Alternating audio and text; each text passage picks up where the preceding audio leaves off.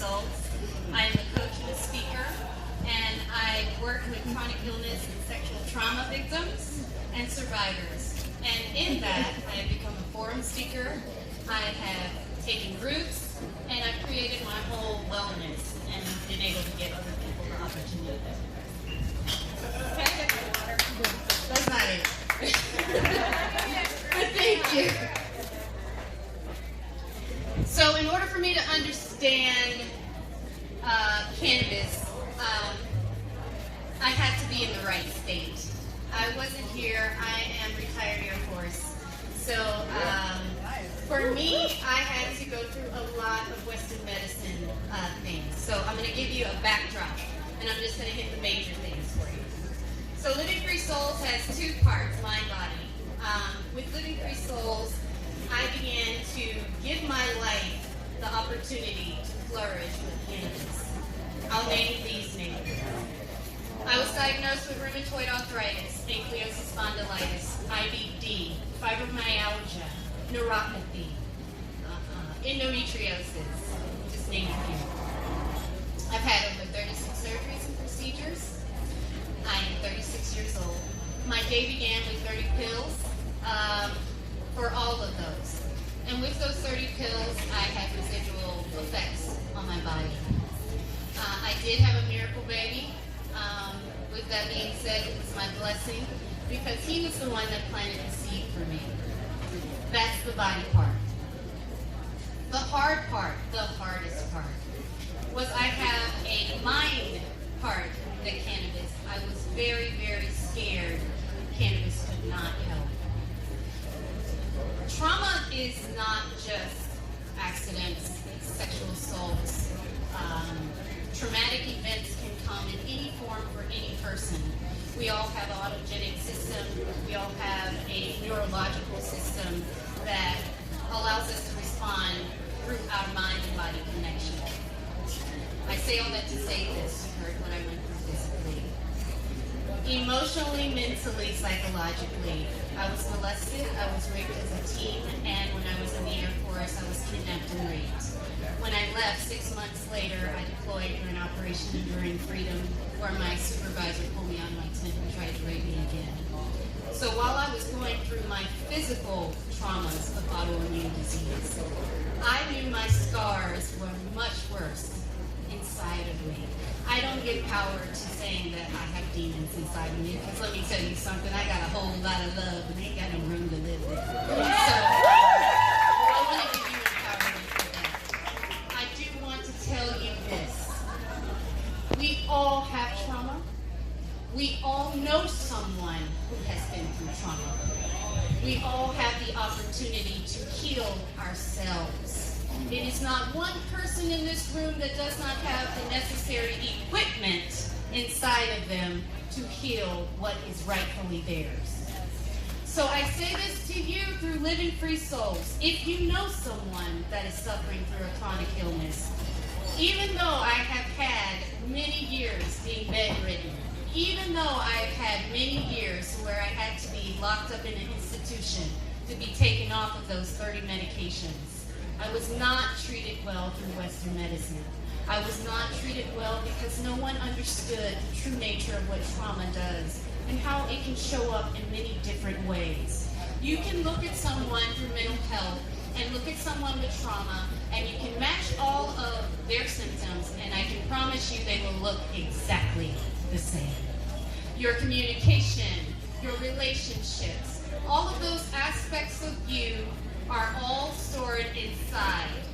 We all have a neoplasticity inside of us, meaning we have a memory. The fibers of what we are, the experiences that what we are encompasses us to be able to do the purpose that we are meant to do for this world, so that the universe can continue to operate at a higher level and a higher frequency to heal one another.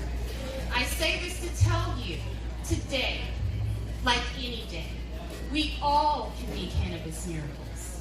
It does not take you having a magnitude of my problems. It does not take you having a magnitude of any of those autoimmune diseases that I've listed. It takes you standing up for yourself when a doctor looks at you and says, you have this condition. You go home Get off Instagram. Get off Facebook. Go to your nearest medical journal. Google what they diagnosed you with. Recognize they only knew you for 30 minutes. You didn't tell them about your traumas. You didn't tell them about the things that were bugging you deep down inside and that you hadn't slept in 8 days. You didn't tell them those things, so you can't expect them to treat you appropriately. You have to stand up and be the advocate for yourself. And as a cannabis community, we all have to enwrap all of us in a nice package and say, I know this woman that had IBD and stayed at the house for 2 years and went to the bathroom 20 times a day and bled out. I know that woman. She was standing in front of me. She did it. My husband and my son did not know that I would ever get better. Every single day they had to wake up and wonder, is she going to be cold when I touch her? Or is she not going to wake up? When I recognized the depth of trauma that things had happened to me was through my son. I had a procedure. Excuse me next door, how y'all doing? I can't hear myself. I'm just saying. Sorry, I got a thing. So, I remember after my surgery, my son had come to me downstairs running.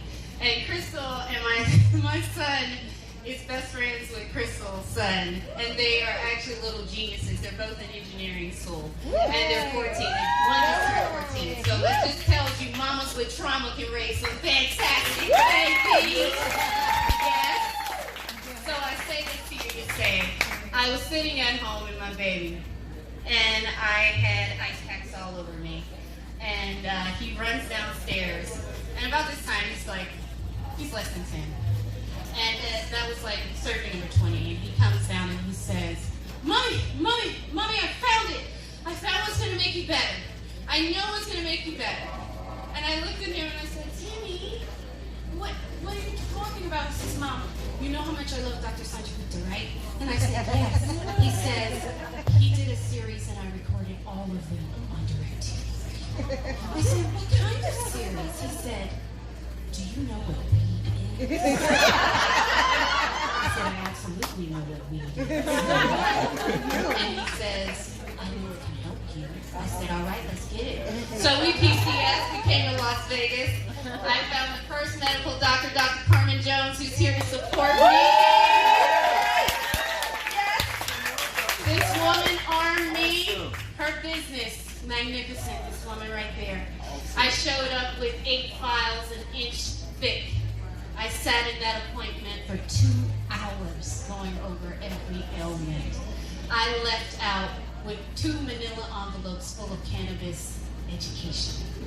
I had 10 books I needed to read. I had 12 websites. And I had a whole plethora of all of you out here, all of your handouts. I learned cannabis from inside out. I show up. I said, I can't do anything. I have nerve damage. I don't know how to do this. And on top of that, I'm not trying to trip because I got some things going on. And she says, well, then you need to learn the plant. So I found out about something called Delta 9. Yeah. Yeah. Found something about Delta 9. You want to talk about inherited depression and anxiety. That is the type of thing that people get that stigma. I'm going to go ahead and knock this stigma off right now. Right now, let's take it off. Every single one of those medications and diagnoses that I told you cannabis does one. I take one pharmaceutical medicine right now, and I am here. Living Free Souls is alive and well. My company is well. I am well. I have traveled this world for the last 7 months, finding all kinds of different marijuana from India to Mexico and Jamaica. I got to go through and sit down with Damian Marley's in Jamaica at his dispensary and lounge. Let me tell you something. We got a lot of growth to do. We can catch up to this. These people in these countries have nothing and much less than us, and they are thriving. What does that tell you? Cannabis is real. It's real. And until we start speaking and taking out the language that we have every day, saying, I want to get high, and say, I want to heal. I need you to say, I want to heal. Let me heal. That's what we're doing. I don't want to get high. I want to heal. That's right. Until we change our language, until we recognize the intent and take gabapentin off, because Lord knows I know about 10 of y'all have been on it. Gabapentin is a nerve blocker. Cannabis doesn't work with nerve blockers. So I was taking high levels of cannabis and I wasn't getting the full effect until I suffered through getting off of that. It was hard. This is the one thing I want you to leave with. I was on opioids for 10 years. I woke up on a regular day, I would have about 40 milligrams of morphine, Depakote, or oxys, whichever one you want. On top of that, steroids and all the other things. The last time I was told I had to have my spinal fusion in my neck, they said, okay. I found a neurologist here. He supported me. He said, Christina, you've been through too much. I can't be upset with you if you don't want to do this. I said, well, I tell you what, this is what we're going to do. I've created my own oil. I went and bought my own cannabis. I've mixed 15 different herbs to make this work for me. We're going to do this. We're going to do it holistic. He said, I'm going to get sued. I said, no, you're not. So I got done with the spinal fusion. I said, take the drip out. They said, why? I said, you have to take the drip out because you're going to mess up tolerance up. And they said, we can't take the drip out. I said, okay, well, I'm going to take the drip out. And they said, no, you can't take the drip out. I said, okay, I'll tell you what, I give you 24 hours to get to take the drip out. The next day came. It was time for me to leave. He said, I need you to pick up your prescription. I said, I'm not going to do that. And he says, well, we can't release you from the hospital. I said, well, that's a problem. And he says, well, that's just the way it is now in the law. So my husband went and got the prescription. On the way there, because we live a little bit further, he says you need to take one. I can't move anything, so I took one. I vomited extremely. I said, I'm never doing this again. I finished my spinal surgery with no opioids. My spinal surgery. I did not take one pain medication to date. That was 2017. I still have residual damage. I still have surgeries. I'm still going to do it holistic. I am healthy. I am whole. I am here. There are other Christinas out there. There are other people you don't even know has this other side. They just tell you, yeah, I got migraine, yeah, I had a surgery. No. Cannabis heals. You hear me? You don't say, go smoke. You look at that person and say, I have something to help heal you. You don't place them with the fuel of taking one drug out, placing another. You let them know there's other ways to manage it. You want to go and blaze out, you just messed up your milligrams of your dosage. That means you have to be the advocate to determine what is right for you. That means you have to stop and say, it's 420. Okay. It's healing time. It's healing time. It's 420. Okay, I just took this dose. Check yourself. 520. You good? We're good. That's what you do. Now, all of you in this industry, remember this story. Remember me. Remember the healing. Because there's a world out there that doesn't believe. There's a world that's stuck into stigmatisms, whether it's religion, isms, nisms, whatever you want to call it.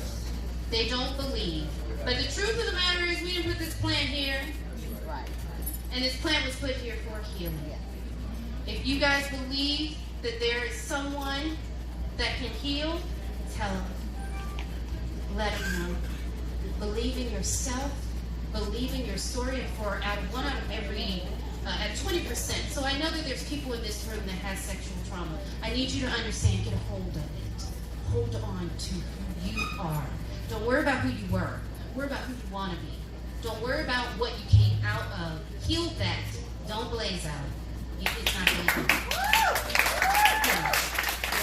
I thank you all for your time. I thank you for having me here.